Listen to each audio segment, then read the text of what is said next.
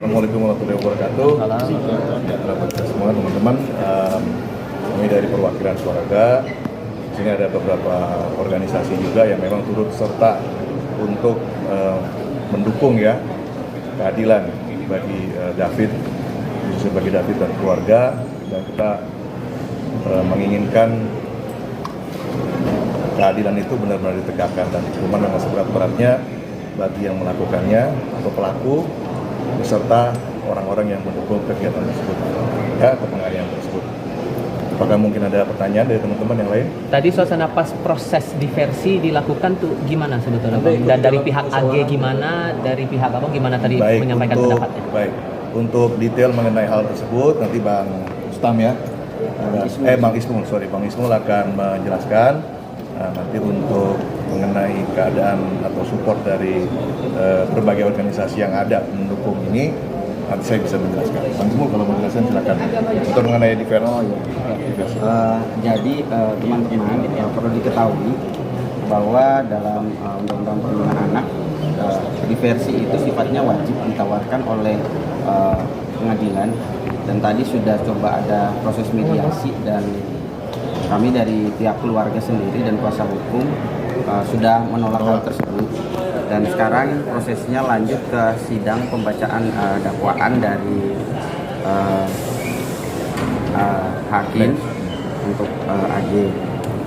Untuk selanjutnya karena tadi kita juga terbatas dan karena sidang anak ini tertutup, jadi kami hanya dapat update dari via WA.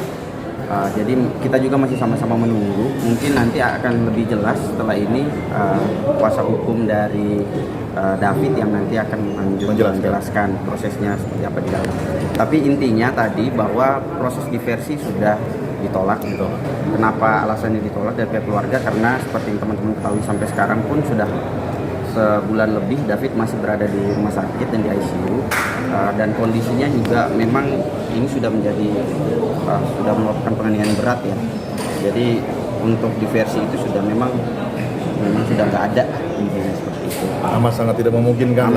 Amat sangat memungkinkan, dan kami juga memohon dari ini pada masyarakat semua untuk terus mengawal proses hukum agar hukum dapat ditegakkan seadil-adilnya sehingga semua dapat mendapatkan keadilan sesuai dengan versinya masing-masing, terlepas apakah itu anak maupun sudah dewasa.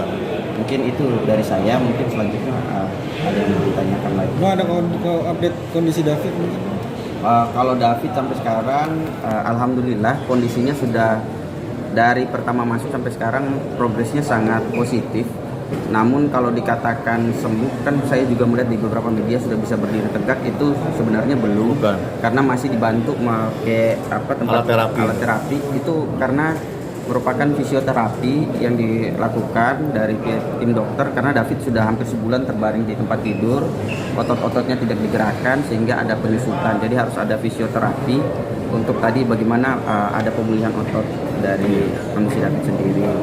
Terus kemudian untuk respon itu sudah mulai ada respon. Jadi sudah bisa mendengar perintah-perintah kecil seperti suruh buka mulut untuk makan, suruh nengok kiri, nengok kanan, juga sudah bisa. Namun tingkat kesadarannya seperti mengenali ayahnya dan ini juga itu masih belum.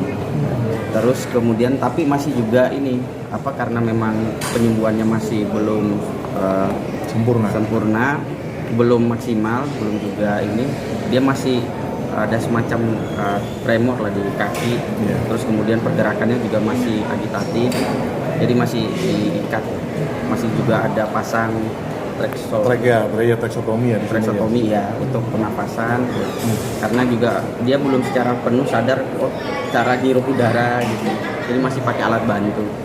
Proses kognitif itu ya, masih mencerna untuk komunikasi itu belum bisa. Jadi intinya masih seperti itu. Namun tim dokter kemarin kami sudah rapat juga di Polda terkait pengembangan David, kondisinya ke depan. Mungkin nanti akan ada update lebih lanjut setelah ini di rumah sakit. Kami juga mungkin habis dari sini langsung ke rumah sakit. Bang, mau izin tanya, maaf, ada rencana mungkin pihak keluarga melarikan ke luar negeri, rumah sakit atau pengobatan herbal atau kalau itu kami masih menunggu update dari dokter, karena kan kami juga harus terus berkonsultasi dengan dokter. Jadi itu masih sementara ini masih kita ikut arahan dokter aja. Jadi belum ada. Belum ada. Bang, terkait permintaan maaf dari salah satu korban kemarin gimana bang dari pihak keluarga? Kalau itu kan sudah ditegaskan oleh orang tuanya, bahkan di ini juga bahwa dia sampai sekarang apa yang mereka lakukan ya minta maaf aja ke tuannya masing-masing lah. Intinya seperti itu. Karena apa yang dialami David ini sungguh di luar ininya juga. Jadi boleh dibilang penderitaan ini kan akan seumur hidup dirasakan tidak hanya oleh David tapi orang tua dan orang-orang tersayang ya di sekelilingnya dia.